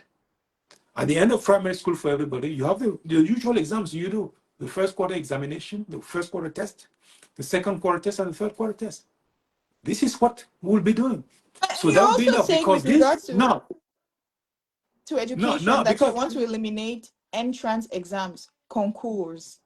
Are yes, you I will also looking eliminate at them. scrapping the National School of Administration and Magistracy, NM? I'll probably reform it, but I will not scrap it altogether because public administration requires some specific skills. Now, probably the training will But we change don't have because I that in the believe that United States. They are trained lawyers, the majority of them, but it's only in the French. Do you don't really have no, we the have schools of government. No, no, we have schools you of have government. particular schools for Of yes, government, yeah, yeah. We do yes, have them. We do have schools of government but you don't have a it's just that it's national not. Yeah, but the government has to have a pipeline of people who can take over the public administration. Now, what I will do, however, I will impose this biculturalism, not just bilingualism, biculturalism in this administration, because you'll be an administration for both the Anglophones and Francophones. And Mhm. people, they have to have full mastery of the two ways of thinking. They have to know that in the historically, for example, Anglophone provinces, regions, this is usually their way of thinking, their way of doing business. And the historically Francophone thinking regions, these are their usual ways of doing business. So training in that school, just as with lawyers and judges, would be a bit different. So this is probably the main reform I'm going to bring to that school. But I will not scrap it because we need a pipeline of people who can take over the government much easily. Now, Are you saying trained lawyers? How about just creating law school and reforming the law field such that a law degree is an advanced degree, and these people now can hit the ground running? Because I mean, many administrators in the United States, for example, are lawyers. That's what they are. Hillary yeah, Rodham but Clinton, who was the Secretary problem of is that State, um, they are lawyers. Do you need no, another? no, law is broad. Here we are talking about public administration, which I has know, but sometimes I'm specific. saying you want a public administration school, and my question is, do we need it? Well, I think personally, I think so. I think so because you need a pipeline of people who have full mastery of what the public administration is. Now, the issue is that they have to have a diverse type of training. They should not just be doing that. To me, for example, they should have experience in private business as well. So they can have training in private business to see the mindset of private businesses. So you can't be an administrator of businesses without you knowing, without being on the other side of the equation. The problem usually they have is that the training is not really in line with the requirements of the field, because most of them are training like a balloon, like in a closed box, with zero experience of what businesses have to handle. For example, take people who come from that school but are specialists of the taxation. Do they really do training in private companies to see how these things are done, to see the constraints they're facing, to see the requirements of a business? Probably not. Many of them are sent to the Ministry of Finance or the Ministry of Economy and Planning without having the real world private sector experience. So I will review that training and probably require them to have more field experience in areas that they will have to regulate or administer. At state and department and division levels, do you think, or under your presidency, in a HAGBE presidency, would you have elected officials sitting under appointed officials? Governors, for example, being appointed while you have mayors and elected? No, that's a divisional responsibility. It's the legitimacy of the governor comes from the president. It's like these are people who help the president understand what's going on. Should Okay? they be Because they have appointed or some elected? no, Should they be no, appointed or they should be elected? appointed because they are parts of the bigger government, national government. But Now you were their saying roles, that you want no, a government that is very people inclusive. You're big on yeah, power but that's being to the people. Don't you yeah, that's feel true. that But you're going to be reproducing the form of a state, a pale copy of the French colonial states where the appointed administrative official was a colonial master who was there to quiet or to stifle any form of dissidence? no, that's a division of labor. Let me be clear. The county executive, for instance, Division of, here is yeah, elected. The governor, yeah, the mayor, they are elected. Why is this not something that can be done in Cameroon so that the people really yeah, feel that they because do have power to this sanction is how. or to praise or to reward an elected official who Yeah, does a good job? no, but no, you do it with the president himself. You already do it with the president. You can kick him out. It's like ministers, okay? I mean, this model you are mentioning in the U.S. also has its own flaws, like the multiplicity of regulations. And look at the insurance sector, for example. It's totally absurd to me. It's broken into states. What's the reason? Why can't you buy insurance from another state? Why is it regulated that way? It's total stupidity for me. If they were to do that, they would have more competition and prices will go down. So this is the issue. We have to be careful. This should be a division of labor. Let's agree on what we want. For road construction, infrastructure, profitable ones, which are very expensive, the peoples will be at the center. The people's companies, they will do most of the job. But the prefects or prefects governors, they're just there to help the president understand what's going on. Remember, these guys So do if the meetings, president is a I think, tyrant, regularly. if the president is a tyrant, they still are going to be helping him to perpetrate Yeah, his but it's an tyranny. abuse of power. Just as we've seen in the country right now.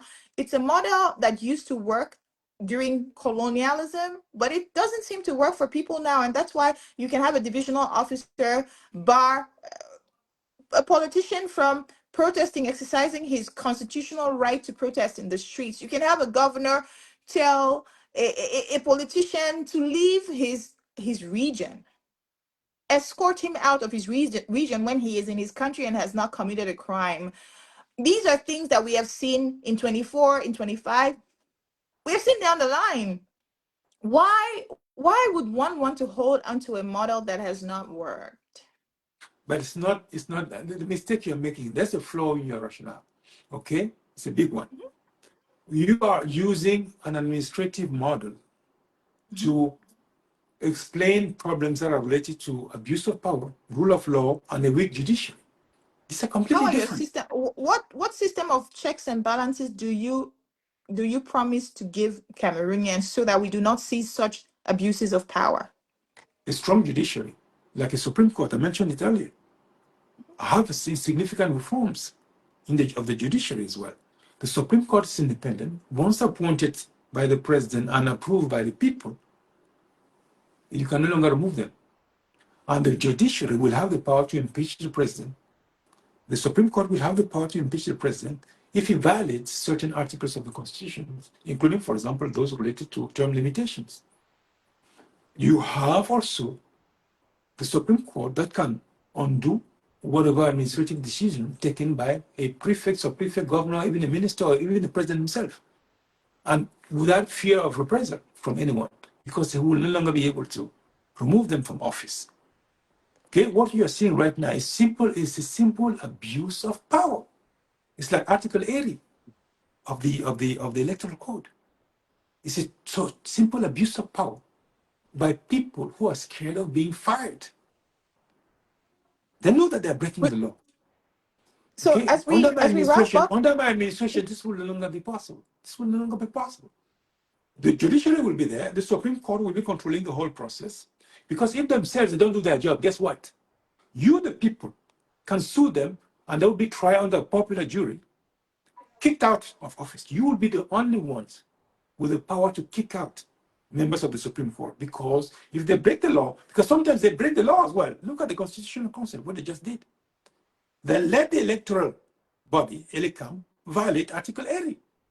They don't do anything. In this kind of thing, if the Supreme Court were to do that under my administration, you can sue them. Once you sue them, you file a lawsuit against them for violating Article 80. A popular juror will examine the case, won't be judges, won't be their colleagues. You can fire them, won't be like the US, so where I have a question for you. Sure. With the current evolution of events in the United States, do you think that democracy is a model that would work for African countries? Can we have a democracy if the people don't want it? I will not play with words. To me, the people must be at the center of everything we do. Now, how do you know that the people do not want something? It's by asking them. And the fact of asking them is already democracy. What I will do is very simple. Do a division of labor. The government has its 5 sectors, 5 areas of intervention. Education, the first one, education, research, and culture. The second one, social sector. The third one, judicial. The fourth one, defense. And the fifth one, security. The rest is done by people's enterprises. Now, if you want me to go specifically in each of the areas, I can do that, but sometimes it's usually long. So I'm speaking under your watch, under your control. You let me know what you want. If you I want want to me to delve know into the if 5 areas. I want to know if I know that you must be concerned by the current Anglophone or war on Anglophones, prisoners, political prisoners, the Ayuk Tabes who are in jail, the Mancho BBCs. Do you ever think about federalism? Is this something that you would be willing to grant Anglophones on the 12th of October if you were declared the winner of the election? I think a rule of law, you have to understand, a rule of law has 4 pillars. Okay? Moral persons, physical persons, procedures, and text, the laws themselves, legal documents, legal texts. These are the 4 pillars. We can discuss pillar number 3, procedures, under the common law, for example. We can discuss the text themselves. But as for the moral persons, the institutions themselves, I will not create new ones. As for the physical persons, those who will be leading these institutions will have to be bicultural. This is why I was telling you that the training of people from Enam or elsewhere will have to be bicultural. All Cameroonians will have to become Anglophones and Francophones in their training. To me, it's crucial. that we become one nation again, and that we stop dividing ourselves as Africans by this colonial brainwashing. We seem to forget that English and French are Master European German. languages. English and And you French. you've said in your political program that you want to make an ethnic language a national language and progressively Not an ethnic language. I'll a create an local academy. language. Yes, I'll create an academy of Cameroonian languages that will have two roles on this, two major roles. Preserve and update our local ethnic languages that we have right now and teach them in school, because teaching them will be mandatory. The kids will have to pass a test, a parental language. So they should know how to speak the language of one of their parents, either the mom or the dad, and have to pass the test on that. If they don't pass that test, they don't go to the next grade. That's one. To remember that you're, first of all, an African with your own ethnic language. Second, we have to get rid of colonial mentality, okay? Which is thinking that English and French, two European languages, our languages. They're not. This is a white man's language. English is one of the most spoken languages. This is you want a local language to become a national language. You're closing the country back into a world that has become more and more open thanks to social media. No, they won't disappear. It's just that I want us to regain our African identity, because right now you and I, we are both Africans, and we are speaking the white man's language, okay, which was imposed on us by colonialism, because without, it could have been German or something else. My point is this: we have to regain our African identity in our minds. So this Academy of Cameroonian Languages also have as a second job to design a Cameroonian language based on our local ethnic languages. To me, it's crucial that we do that. Now, once we design it and we have a complete mastery, I mean, a significant portion of Cameroon has a good mastery of that language, will become our official language. English and French will become working languages. They won't disappear. They will just become working languages to teach our children that before being Anglophone or Francophones, we are first of all Cameroonians and proud of who we are. One last question. As per Ayub Tabi and those who are in jail, we have two aspects there. Their freedom is not really, it's an option on the table, but something will have to happen. We also know the atrocities that were committed. And I still remember which time people talk to me about this Anglophone crisis. I remember that poor woman who was chopped off into pieces. She was chopped off from the streets. I don't remember the name, but I remember these were gruesome images. But I don't know if human beings can chop. Thousands of Anglophone families. I have an intimate friend whose younger brother was torched by the Cameroonian army as he slept. Yeah. They got I must say, I mean, these things are true. While it is unacceptable that some people were murdered by separatists, we can't begin to get into the numbers, because it would know no ends. The number of children who were raped, the number of children who were killed by forces. So the blame cannot rest where it is convenient. The government is the one that has the responsibility to ensure peace and to make sure people are comfortable and their rights are being respected. When you go to villages and you touch down 5 whole villages every night while people are sleeping, they burn to death. I know at least two families that have immediate relatives who were tortured to death in their sleep. Some of them went viral. I know another woman who was killed by the military. They just come and shoot indiscriminately. People succumb to bullets in their houses. People who have nothing to do, all they're trying to do is wake up the next morning and be Cameroonians. These people were murdered by troops. So, and it's important for us to remember that the crux or the beginning of where the beginning of the crisis is. Who is responsible? Where did this start? If you take the problem from what you're referring to, while that is grave, that is the wrong end. There has to be a beginning. No, I didn't let me finish. No, Angie, you didn't let me finish. That's not a good portrayal of what description of what I was trying to say. Okay. The atrocities of the government are undeniable. Okay, they will be brought back to the table. And to me, it's not just the Anglophone region. We have these in the 1990s atrocities in Douala and Citesic, for example, where I grew up. Atrocities in the north. I saw a poor woman with a baby in her back, and her back was shot with her baby on her back. All this will be brought to the table, and there will be compensation from the government, to be honest with you. They can't go first unpunished. We have to compensate those families. To me, the simple fact of bringing them, I was so shocked that a woman with a baby on the back is shot dead by a Cameroonian military. troops that were murdering a It was woman unbelievable. because they thought she was Boko Haram just because she It was a doesn't matter. woman You from the don't far do north. that. You're not a judge. You shouldn't have done it. Absolutely. Those will be identified and brought to trial. You can be sure of that. Okay. So what needs to happen for you to release? So you just talked of Mr. Ayub Kabir. Let me say, Angie. This man has nothing to do with the violence. He was jailed before the crisis became violent. HAGBE Bala was a priest of the gospel of peace. He wanted federalism. This was a lawyer who had been writing to the government since 2014.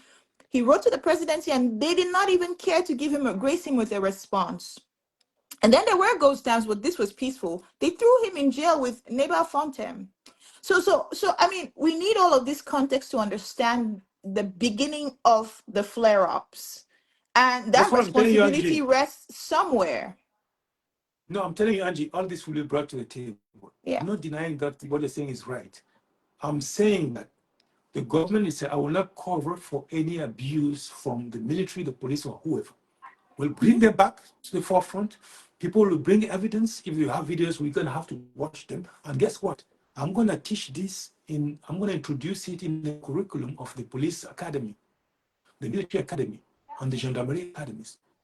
Because they have to learn these abuses. I wonder about this so that one day what happens, don't do this again. There will be a museum of these atrocities. I will not hide them. I will not do like other countries who always say, and will officials who are guilty of stoking the flames of hate, would they also be called to answer to the law? Those who committed abuses are directly linked to the abuse. I will not be protected. So if they have to be brought to justice, they'll be brought to justice. Impunity is gone with me. My point is this. I'm going to recognize all those abuses because this crisis, as you said earlier, was poorly handled. It shouldn't have been done that way. These grievances were legitimate. They should have been given, they should have been processed with reason, dignity, and objectivity. This is not what was done. Now, as I told you, many people may have been sent to jail unjustly. So these cases will be reviewed. But again, here, the bottom line is this. We are one nation, and this is what the bottom line for that conference.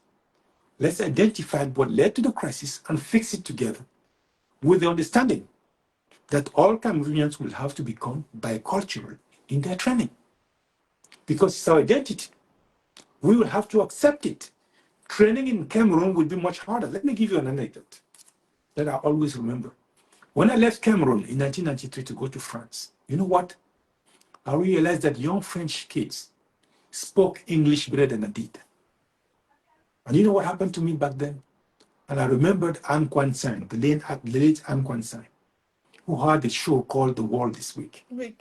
Each time it was coming up on TV, in the room, instead of saying to not only learn some English, but also learn about what's going on in the world, I was leaving the room.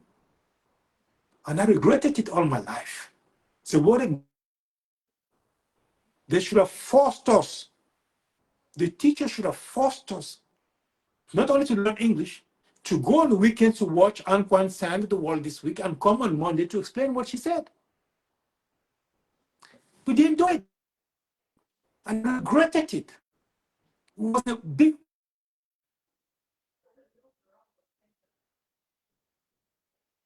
was speaking English better than I was.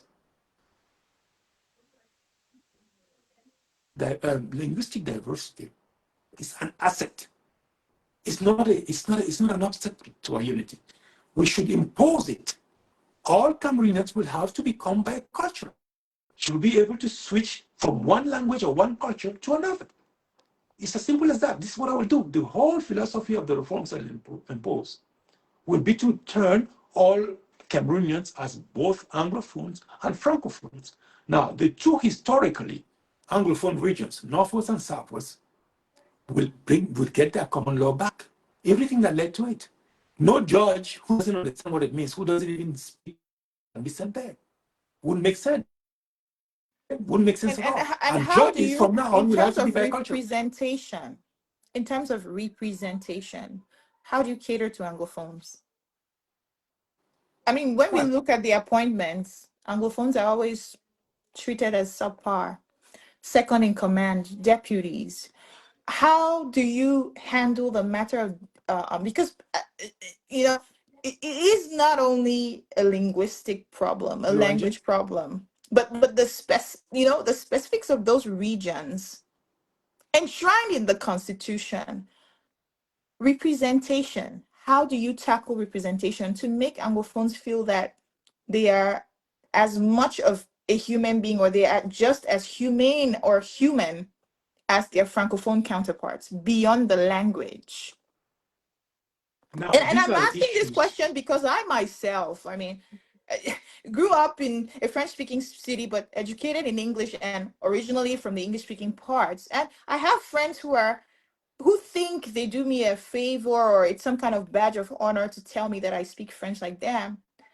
And so they consider me one of theirs, or a francophone, of which I am not. I'm as anglophone as they get. But when it comes to decisions, you see that divide, right? Where your opinion could be taken as a second best. Your opinion would not be accepted as easily as if it were from a different person. And these microaggressions, I don't know if it's the curse of the minority, but you see that in the US as well, where you have the Afro-American community that sometimes feels, blindsided, sometimes feels sidelined when it comes to making decisions, even though Black women have the strongest education population in the country. So, how do you handle representation? Uh, Let me take a couple of things on this.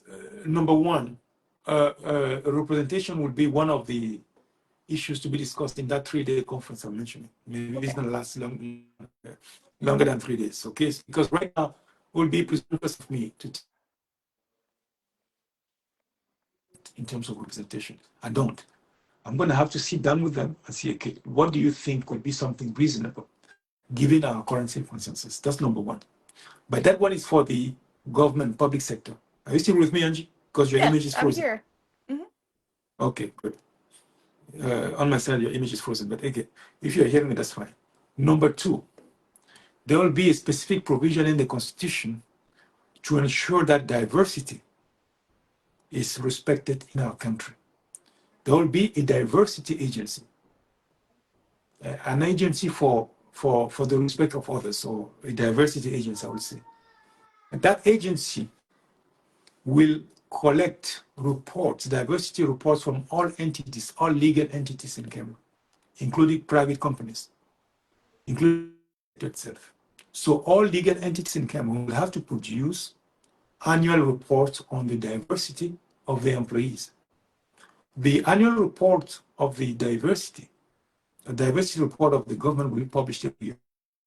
However, for the non-public sector, the private entities, private businesses, their diversity report will not be published, but it will be sent to the diversity agency, which will compile all reports received and do a national report on diversity.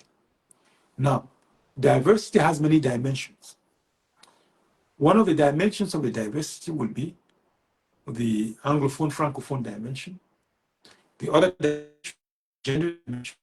Other dimensions will be parental language dimensions or ethnic dimensions. So diversity will be handled in general, in the context at the national level, in the context of that agency that's supposed to promote diversity. And I believe that if were to produce this diversity report of the employees in the Anglophone Francophone dimension, trust me, we'll fix the problem. Let me tell you one secret. People don't know. Cameroon will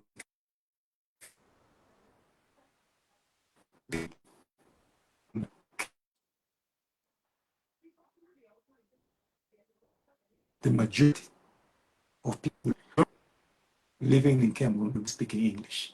So I don't know why the way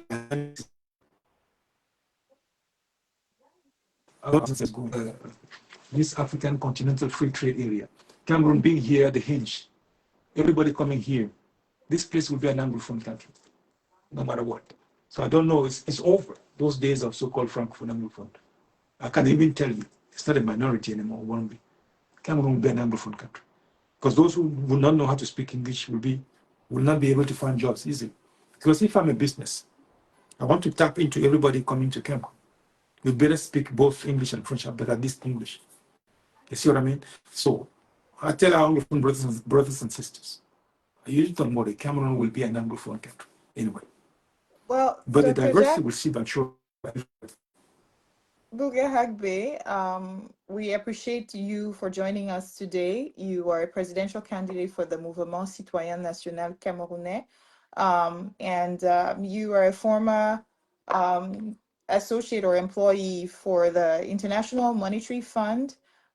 You are an engineer as well as a PhD in economics, and all the worst we can wish you is good luck, and see you on October 12th, and we hope that your dreams come true and you become Mr. President and you have the opportunity to implement your program. And it's on that note that we are going to call it quits and wish you good luck in the upcoming election.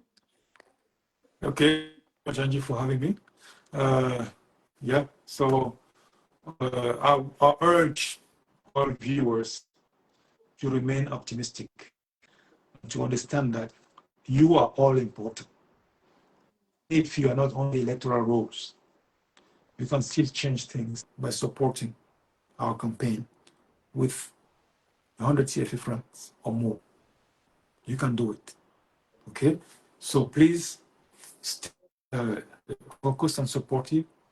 Don't be impressed by this current regime that has lived through intimidation. If you have your electoral card, you go vote on October 12th, and you make sure that you volunteer to help control polling stations. This will have to be a collective victory. One man cannot change this country, or one woman. Impossible. It's going to be.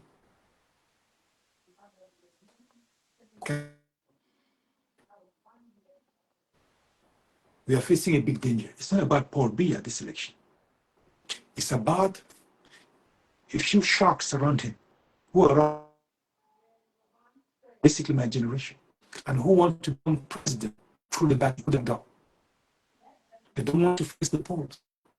They want to be elected president by creating a new position of vice president in the constitution that they can later use to become president through the back door. We should prevent it from happening, and we should prevent candidate Biya from winning on October 12th.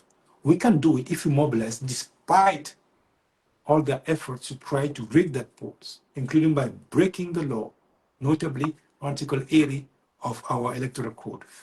Do not lose hope. We are here on the field. I'm not afraid. There's no reason for you to be afraid.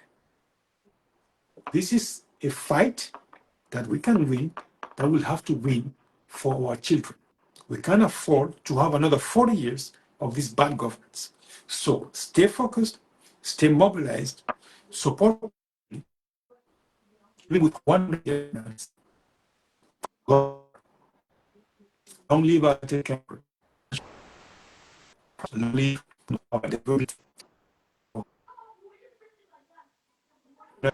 I don't know if you're hearing me. Thank you and Thank you very goodbye. much for the opportunity. You're welcome. Bye-bye. Jacques BOUGHA HAGBE was our guest. He's the candidate. Il est le candidat pour le Mouvement Citoyen National Camerounais. Selon lui, les deux derniers présidents sont arrivés au pouvoir par la petite porte. Et cette année 2025, cette élection, c'est l'élection de la rupture. Il estime que le président Biya est incapacité et que ce sont les faucons du système qui sont de sa génération, la cinquantaine, qui veulent utiliser le président Biya comme un effigie pour prendre le pouvoir à leur tour par la petite porte, et ceci doit être barré, sanctionné par le vote le 12 octobre. Et au soir où s'il devenait président, il va implémenter une série de réformes pour changer le Cameroun. Jacques BOUGHA was our guest tonight. Thank you so much for watching us, and see you again soon.